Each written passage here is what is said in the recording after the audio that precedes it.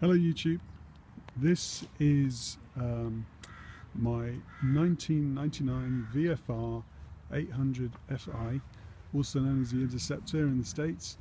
I thought I'd do this very short kind of overview, kind of review if you like, for anyone that's thinking about buying this bike or just wants to know a bit more about it.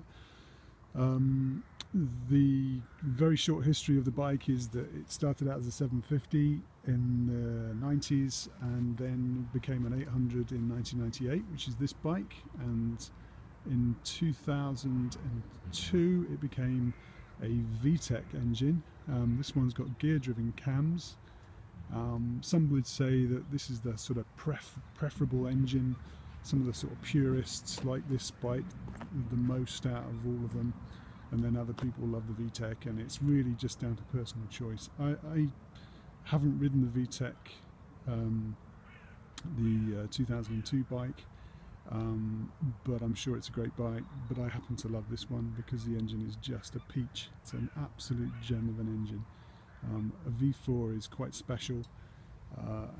If you haven't ridden one, it's the sort of best of V-twin and inline 4 all combined into one, really. You've got this very kind of characterful engine note. It's grunty low down, it's very smooth, there's a really kind of linear kind of torque and power delivery, and it's just a real joy to use. This bike I bought a year and a half ago. It had 24,000 miles. It was in really good condition. I think it still is. It's a bit grubby today, but surprisingly good condition. They don't get really hard use. They tend to get looked after by their owners, who are quite careful with things like servicing and maintenance, and generally sort of adding improvements. The things that have been added to my bike when I got it were the N can, which is the fuel can there. This is a big improvement over the stock, because the stock one is really heavy, like all stock exhausts, and kind of very muted, so it makes the bike sound a bit like a sewing machine. And when you take it off, and in this case I've taken the baffle out, and it sounds great. And I'll give you a quick blast so you know what I'm talking about. I don't know how well this will come across on the video, but this bike sounds great.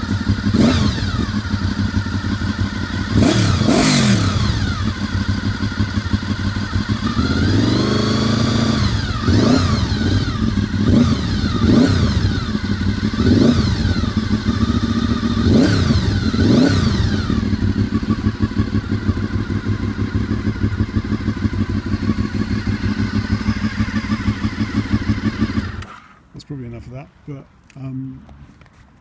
on the bike it sounds great. On the overrun it sounds brilliant. It sounds a bit like a sort of V8 NASCAR, I think. It's just really nice sound. You've got a single-sided swing arm as well, which not only looks cool, but it makes removing the rear wheel a piece of cake. I mean, you can take that wheel off in 30 seconds, a minute. It's so easy. What else have I done? I changed the exhaust, because the exhaust is a weak point on this bike, because it rots, it gradually rots. It's made of mild steel as standard, and I replaced it with a stainless system, which a lot of owners do because the old ones do rot away. That was a bit of a fiddly job, but if I can do it, I'm pretty sure most people could. I'm not an expert mechanic at all. I'm pretty average kind of DIY mechanic, and I managed to do it with some advice from the internet, which was very helpful. That's another thing about this bike, is there's loads and loads of help on forums. Honda sold a lot of these bikes, and there are plenty of people out there who know everything there is to know about VFRs, and if there's a problem they can usually solve it for you, so that's a really good thing. Another thing I improved was the windscreen. This windscreen is called an MRA Vario. MRA are a German company, and I used this on my previous bike, and it's just great. The screen the bike came with was a double bubble type thing, and it just didn't work. It didn't work for me, possibly because of my height, because I'm 6'2", but I just got the full wind slipstream straight in my face and my chest, So as soon as I put this on, airflow is smoothed out. It's just not a problem now. And this airfoil is basically adjustable. You can lower it and change it according to your need. But for me, it's just perfect. It does exactly what I wanted it to do. So that's a well recommended modification. The bike also came with heated grips, as you can see, Oxford heated grips. I put this sat-nav mount on, which was relatively easy to mount on the centre boss here on the top yoke, and I kind of wired it in. A lot of people will add in sort of sockets, and the bike also came with this, which is a Baglux tank cover with these special clips which allow you to put on a tank bag, a Baglux tank bag, and it's really easy because it just clips in very quickly, and you're done, and you can take it off just as quickly. I prefer it to having magnets, which I think tend to scratch the tank. Some people hate these things, they really just can't bear the look of them. It doesn't bother me because I use this bike for commuting and a bit of touring, and it's just so practical, it's really easy. A lot of people who buy this bike use it for touring, so another thing I should point out is that they come with a single seat cowl which fits in these little slots here, and a lot of people will put them in the garage and lose them, and equally they will take these grab handles off and they'll put in big sort of bars to mount a top box or mount in side boxes, panniers and stuff, and I think they're a bit ugly, to be honest. But what actually happens is that people tend to lose these because they get stuck in a garage or a shed and forgotten about. So if you decide you want to buy some grab handles for your bike because it hasn't got them, then you will find they're really expensive to buy on YouTube, on eBay rather. It's just one of those weird things that they're just hard to come by, and I managed to pick up some for a kind of reasonable price. Other things I've changed, I changed these wing mirrors, because the originals are called the condom version because they come with a kind of plastic sheath, and the mechanism to hold the mirror on is not as good on the 98 and 99 to 2001 and 2000. I think it was 2000 or 2001, they changed it to this version, which is a much better mechanism, and it keeps the mirrors nice and solid. The other one just flaps about, so that's a thing worth knowing about. What else can I tell you? For a 99 bike, it's got a really nice little display. It's got a clock, it's got a fuel gauge, it's got a temperature gauge, it's got an outside air temperature, it's got a trip computer, or a trip meter anyway, which for a 99 bike is pretty cool. It's, you know, typical sort of Honda, considerate, you know, quality, but you've still got the sort of race clocks up front, you know, a nice big rev counter in the middle. And I suppose what I'd say overall about this bike is it just feels really well made. It's just got a solidity about it, and all the components just fit together nicely, and it just feels really